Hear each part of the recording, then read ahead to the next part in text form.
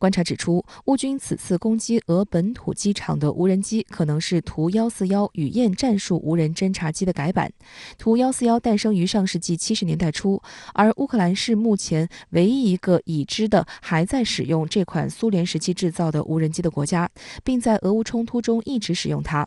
据乌方宣称，新型无人机航程1000公里，战斗部重75公斤，4小时就能抵达莫斯科，造价仅1.2万美元。而且乌克兰军工企业可以做到全产业链生产。有分析认为，乌军本次无人机袭击是其掌握远程攻击能力的标志性事件，其意义远超乌军8月时对克里米亚机场的袭击，意味着莫斯科已经处于乌克兰的袭击范围之内。以后俄罗斯在使用导弹和无人机轰炸基辅的时候，必须考虑到如何避免莫斯科遭到乌克兰的报复性轰炸。俄罗斯的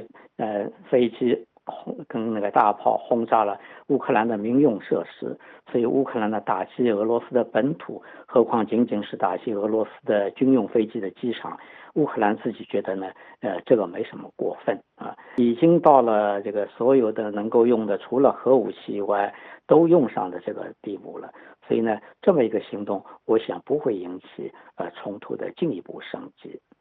俄罗斯军事专家阿列克谢列昂科夫此前认为，美国也可能帮助乌军工企业改进无人机，至少在规划无人机的进攻路线上给予情报帮助。俄罗斯卫星通讯社的记者也发现，12月3号到4号期间，美国 Maxar 公司的商业卫星拍摄了此次遇袭的恩格斯机场。但帮助乌军袭击俄本土机场与美国政府一直以来的表态相悖。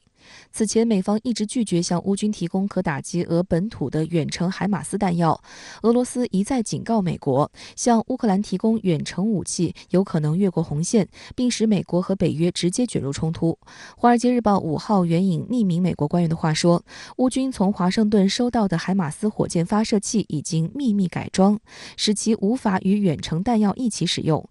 即使乌军从其他地方获得它们也是如此。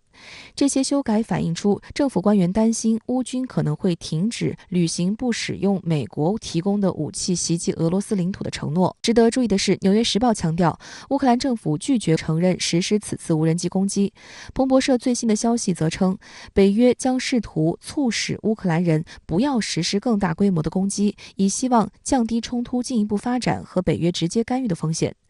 为了安抚乌克兰人，北约可能提供更多更高质的地空导弹用于防卫，也可能考虑供应作战飞机。在乌军无人机袭击俄本土的同一天，俄罗斯总统普京当天来到克里米亚大桥同建筑工人们见面，并亲自驾驶一辆车驶过了该座桥梁修复后的部分路段。俄副总理胡斯努林向其汇报了大桥的维修工作开展情况。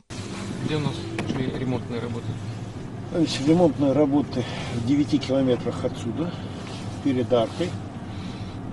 克里米亚大桥根据普京的命令，于2016年2月开建，花费高达37亿美元。这不仅是俄罗斯最长的大桥，也是目前欧洲最长的大桥。2018年的通车典礼，普京亲自驾驶一辆卡车从俄罗斯本土开抵克里米亚。这座大桥也被认为是俄罗斯掌控克里米亚的象征。俄乌冲突后，很多俄罗斯的军事物资通过这座大桥源源不断运往前线。